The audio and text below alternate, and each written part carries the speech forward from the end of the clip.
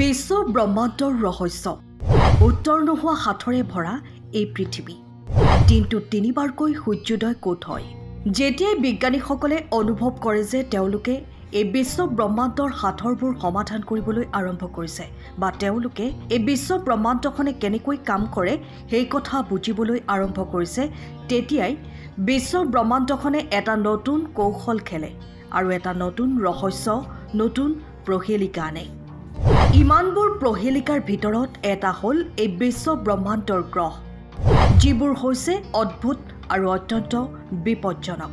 আজিৰ প্ৰতিবেদনত এই বিশ্ব ব্ৰহ্মাণ্ডৰ আটাইতকৈ ডাঙৰ প্ৰহেলিকা হৈ পৰা কিছুমান গ্ৰহৰ বিষয়ে তথ্য আগবঢ়াওঁ আমাৰ পৃথিৱীৰ পৰা 20 আলোকবৰ্ষ দূৰত এটা গ্ৰহ আছে যাক কিছু পৰিমাণে বাসযোগ্য বুলি ক'ব পাৰি আৰু বিজ্ঞানীসকলৰ মতে ইয়াত এলিয়েন থকাৰ সম্ভাৱনা আছে নাম গ্লিছ 58 এই গ্ৰহটো আমাৰ পৃথিৱীৰ পৰা বহুত বেলেগ এই গ্ৰহটোৱে এটা ৰঙা নক্ষত্ৰক প্ৰদৰ্শন কৰে গতিকে গ্ৰহটোৰ সূৰ্যৰ পোহৰৰ পৃষ্ঠভাগ ৰঙা দেখা যাব আৰু আটাইতকৈ আচৰিত কথাটো হ'ল এই গ্ৰহটো নিজৰ অক্ষত ঘূৰি থকা নাই সেয়েহে নিজৰ তৰাটোৰ চাৰিওফালে ঘূৰি থকাৰ সময়ত গ্ৰহটোৰ আধা অংশ সদায় তৰাটোৰ ফালে মুখ কৰি থাকে আৰু আনটো আধা অংশ ক'লা বা আন্ধাৰত থাকে আৰু সেইবাবে গ্ৰহটোৰ আধা অংশত সদায় দিন আৰু আধা অংশত সদায় ৰাতি আৰু ইয়াৰ কাৰণে ইয়াৰ যি অংশ তৰাটোৰ সন্মুখত থাকে সেয়া ইমানেই গৰম যে যিকোনো জীৱক নিমিষতে জ্বলাই ছাই কৰি পেলাব পাৰে আৰু আন্ধাৰ অংশটো ইমানেই ঠাণ্ডা যে যিকোনো জীৱক বৰফ কৰি ৰাখিব পাৰে এই গ্ৰহটোত জীৱন কেনেকৈ সম্ভৱ এই গ্ৰহটোত জীৱ আছেনে বিজ্ঞানীসকলে কেনেকৈ ক'ব পাৰে যে এই গ্ৰহত এলিয়েনৰ অস্তিত্ব থাকিব পাৰে এই গ্ৰহটোৰ এটা অংশ আছে যিটো ঠাণ্ডা আৰু গৰমৰ মাজত য'ত উষ্ণতা মধ্যমীয়া বা বসবাসযোগ্য আৰু গ্ৰহটোৰ এই কেন্দ্ৰীয় অংশটো ইয়াৰ সমগ্ৰ বৃত্তটোত উপস্থিত আৰু তাত বসবাসযোগ্য উষ্ণতা এনেকুৱা যে তাত জীৱ হয়তো ফুলি উঠিব পাৰে বিজ্ঞানীসকলে বহু আগতে এই গ্ৰহলৈ কিছু সংকেত প্ৰেৰণ কৰিছে আৰু কোৱা হয় যে এই সংকেতবোৰ তাত উপস্থিত হ'ব আৰু তাত যদি কিবা সভ্যতা আছে তেন্তে ই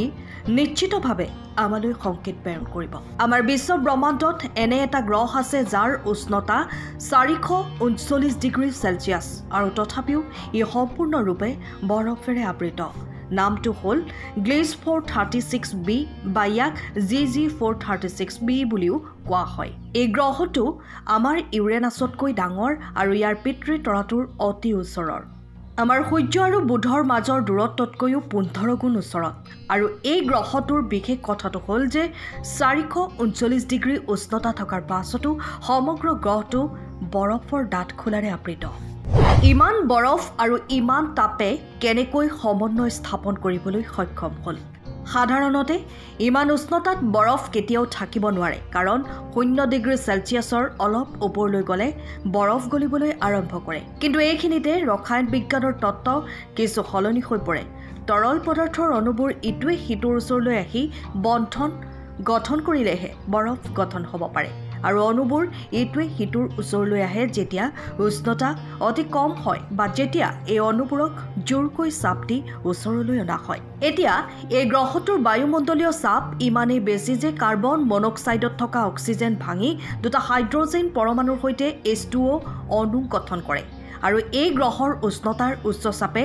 H2Oৰ অণুবোৰক সংকোচন কৰে আৰু এই কাৰণে 439 ডিগ্ৰী চেলচিয়াছতো ইয়াৰ পানী বৰফৰ ৰূপত থাকে আমি প্ৰতিদিনে সূৰ্য উদয় আৰু সূৰ্যাস্ত দেখিবলৈ পাওঁ আৰু এইটো দিনটোত এবাৰহে হয় কাৰণ আমাৰ মাত্ৰ এটা সূৰ্য আছে কিন্তু যদি এটা সূৰ্য ৰাতিপুৱা উদয় হয় তাৰ পিছত আন এটা তাৰ পিছত তৃতীয়টো আৰু সন্ধিয়া তিনিওটা সূৰ্য এটা এটাকৈ অস্ত যায় তেন্তে কি হ'ব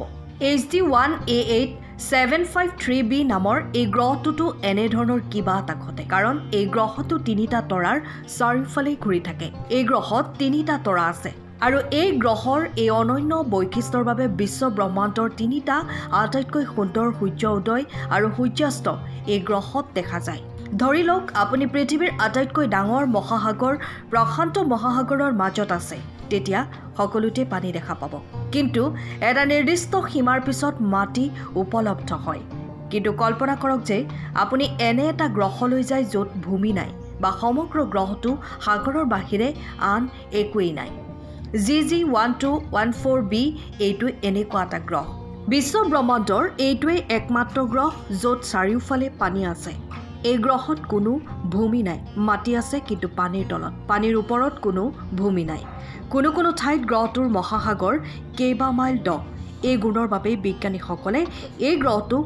জলজগত নামেৰে নামকৰণ কৰিছে। পৃথিৱীৰ পৰা 470 আলোকবৰ্ষ দূৰত কেপলাৰ 43ab নামৰ এটা গ্ৰহ আছে আৰু এই গ্ৰহটোৰ বিশেষ কথাটো হ'ল ই পৃথিৱীৰ লগত বহুত মিল আছে। বিজ্ঞানীসকলে পৃথিৱীৰ লগত বিশ্ব ব্ৰহ্মাণ্ডৰ আন গ্ৰহৰ সাদৃশ্য পৃথিৱীৰ সাদৃশ্য সূচকাংকৰ জৰিয়তে জুখিছে। 1 মান সম্পূৰ্ণ মিল আৰু 0 সম্পূৰ্ণ পৃথক। কিন্তু পৃথিৱীৰ সৈতে এই গ্ৰহৰ সাদৃশ্য সূচকাংক